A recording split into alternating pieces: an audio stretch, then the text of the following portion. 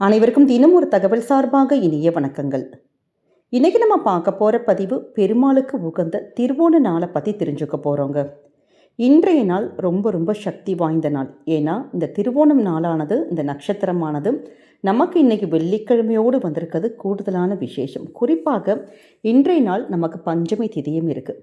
அப்படி இந்த சக்தி வாய்ந்த நாளை பெருமாளை வேண்டி நம்ம இந்த ஒரு மந்திரத்தை குறிப்பாக இன்றைக்கி ராத்திரி வரக்கூடிய சுக்கரஹோரை 8 to 9 இந்த நேரத்தில் ஒரே ஒரு தீபம் மட்டும் ஏற்றிட்டு நீங்கள் சொல்லி வழிபட்டு பாருங்கள். எவ்வளவு ஒரு கஷ்டங்களாக இருந்தாலும் இந்த மந்திரத்தை சொல்லி வழிபடுவதன் மூலமாக கஷ்டங்கள் தீரும். பெருமாளுடைய அனுகிரகத்தாலே செல்வம் பெருகுங்கிறது தான் சூக்ஷ்மமே. அப்படிப்பட்ட சக்தி வாய்ந்த ஒரு மந்திர பதிவு தான் இப்போ நம்ம பார்க்க போகிறோம். பதிவுக்குள்ளே போகிறதுக்கு முன்னாடி நம்முடைய சேனலை நீங்கள் இப்போ வரைக்கும் சப்ஸ்கிரைப் பண்ணாமல் பார்த்துட்ருக்கீங்கன்னா கண்டிப்பாக சப்ஸ்கிரைப் பண்ணிக்கோங்க. அப்போ தான் எங்களுடைய எல்லா நல்ல நல்ல பதிவுகளுமே உடனுக்குடனே வரும். பக்கத்தில் இருக்கக்கூடிய பெல் பட்டனை மறக்காமல் கிளிக் பண்ணிக்கோங்க. இப்போ பதிவை தெரிஞ்சுக்கலாம். பெருமாள் வழிபாடு அப்படின்னோடனே எல்லாருக்குமே ஞாபகத்துக்கு வருது பெருமாளுக்கு உகந்த ஏகாதசி திதி தான் ஞாபகத்துக்கு வரும். ஆனால் தெரியாத இன்னொரு மிக முக்கியமான ஒரு நாள் என்னன்னு கேட்டிங்கன்னா திருவோணம் தாங்க. நிறைய பேர் ஏகாதசிக்கும் விரதம் இருப்பாங்க, திருவோணத்துக்கும் விரதங்கள் இருப்பாங்க. இந்த திருவோண நட்சத்திரமானது நமக்கு மாதத்தில் ஒரு முறை வருது. இந்த நட்சத்திர நாளன்னைக்கு பெருமாளை வேண்டி நம்ம யார் ஒருத்தங்க அப்படி விரதங்கள் இருந்து வழிபடுறோமோ நிச்சயமாக எப்படிப்பட்ட ஒரு ஏழ்மை நிலைமையும் மாறி நம்ம குடும்பத்தில் பொருளாதார பிரச்சனைகள் தீர்ந்து செல்வ வளம் பெருகுங்கிறது தான் இந்த விரதத்துடைய சூக்ஷ்மமே.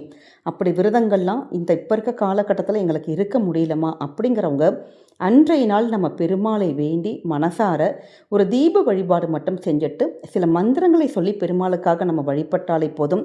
குடும்பத்தில் எப்படிப்பட்ட பண கஷ்டங்களும் தீரும். நம்ம நினைத்தது எல்லாமே நடக்கும்.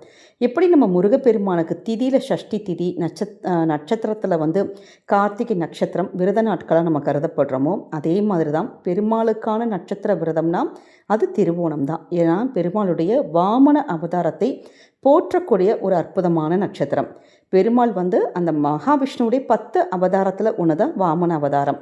அவர் எடுத்தது திருவோண நட்சத்திர நாளில் தான் இந்த அவதாரத்தை எடுத்தார். அதனால தான் திரு அப்படிங்கிற பெருமைப்படுத்தி சொல்லப்படுகின்ற மொத்தம் 2 நட்சத்திரங்கள் இருக்குது. ஒன்று பெருமாளுக்கான திருவோணம், இன்னொன்று சிவனுக்கான திருவாதிரை. அப்படி சக்தி வாய்ந்த இந்த திருவோண நாளானது நமக்கு இன்றைக்கி வந்திருக்கு. கூடுதலான விசேஷம் என்னன்னு கேட்டிங்கன்னா வெள்ளிக்கிழமை சுக்கிரவாரத்தில் வந்திருக்கு. எங்கெல்லாம் பெருமாள் வழிபாடு பண்ணுறோமோ பெருமாளை நம்ம வழிபட்டு நம்ம மனசில் வேண்டிக்கிறோமோ கண்டிப்பாக பெருமாள் வந்துட்டாலே அந்த இடத்துல மகாலட்சுமி தாயாரும் கூடவே வந்துடுவாங்கன்னு அர்த்தம். அதுவும் இன்றைக்கி வெள்ளிக்கிழமையில் பெருமாளுக்கான வழிபாடுகள் பண்ணுறப்ப கண்டிப்பாக நம்முடைய குடும்பத்துக்கு அந்த மகாலட்சுமி யோகமும் சேர்ந்து கிடைக்குங்கிறது தான் இந்த நாளுடைய சூக்ஷ்மமே. இன்றைய நாள் பெருமாளுக்கு உகந்த துளசி இலைகள் நம்ம வாங்கி ஒரு தீபம் ஏற்றி பிரச்சனைகள் தீர்வதற்கு பிரார்த்தனை பண்ணோன்னா வேண்டிய வேண்டுதல்கள் நமக்கு அப்படியே நடக்குங்க. உங்கள் வீட்டு பக்கத்தில் பெருமாள் கோவில் இருக்குன்னா கண்டிப்பாக இன்றைய மாலை நேரத்தில் நீங்கள் அங்கே போய் பெருமாளை வழிபடலாம். அப்படி போகிறதுக்கு முன்னாடி ஒரு 12 வாழைப்பழம், அதாவது ஒரு டஜன் வாழைப்பழம்னு சொல்லுவோம் பார்த்தீங்களா, 12 வாழைப்பழம் மட்டும் வாங்கிட்டு கொஞ்சம் துளசி இலைகள் கொஞ்சம் பச்சை கற்பூரம் மட்டும் வாங்கிக்கோங்க. வாழைப்பழத்தை பெருமாளுடைய பாதத்தில் வச்சுட்டு அதை அந்த வச்சு நம்ம கொடுப்பாங்க பார்த்தீங்களா, அந்த வாழைப்பழத்தை அங்கே வரக்கூடிய பக்தர்களுக்கு நம்ம தானம் செஞ்சிடணும். இப்படி நம்ம செஞ்சோன்னா தீராத ஒரு நோய் நொடிகள் நமக்கு இருக்குது, பிரச்சனைகள் தீர மாட்டேங்குதுன்னா அந்த தீராத நோய் நொடிகள் கூட கண்டிப்பாக தீரும். அதே மாதிரி இப்போ எங்களுக்கு வியாதியெல்லாம் ஒன்றும் இல்லைம்மா, நாங்கள் நல்ல இதாக தான் நல்ல ஆரோக்கியமாக இருக்கோம், பண கஷ்டங்கள் எல்லாம் எங்களுக்கு தீரணும் அப்படிங்கிறவங்க பெருமாளுக்கு துளசி இலைகள் பெருமாளுக்கு நம்ம சமர்ப்பித்தோன்னா பிரசாதமாக துளசி இலைகள் கொடுப்பாங்க.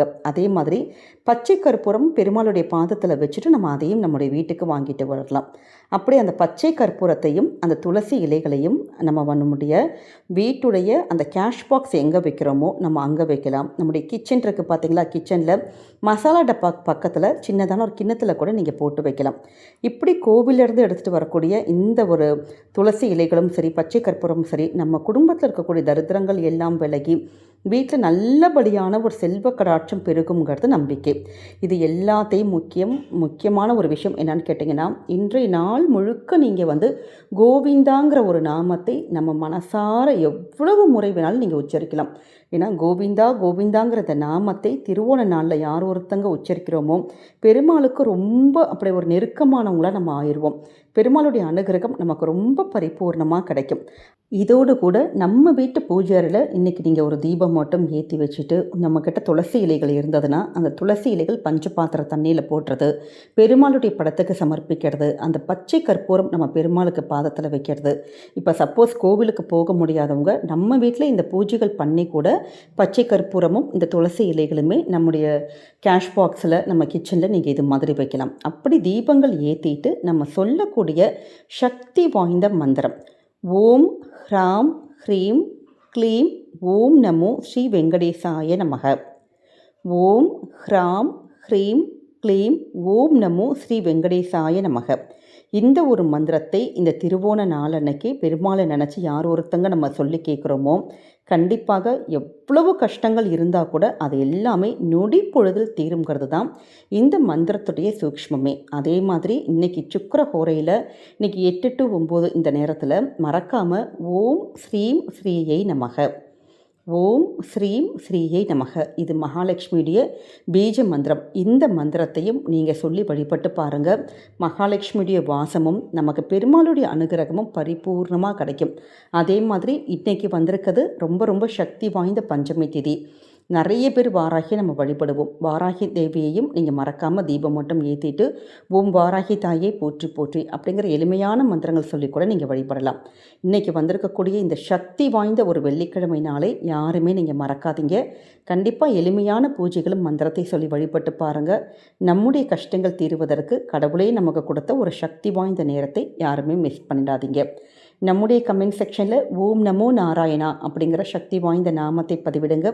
பெருமாளுடைய அனுகிரகமும் தாயாருடைய அனுகிரகமும் உங்களுக்கும் உங்கள் குடும்பத்துக்கும் என்றைக்கும் பரிபூர்ணமாக கிடைக்குங்க.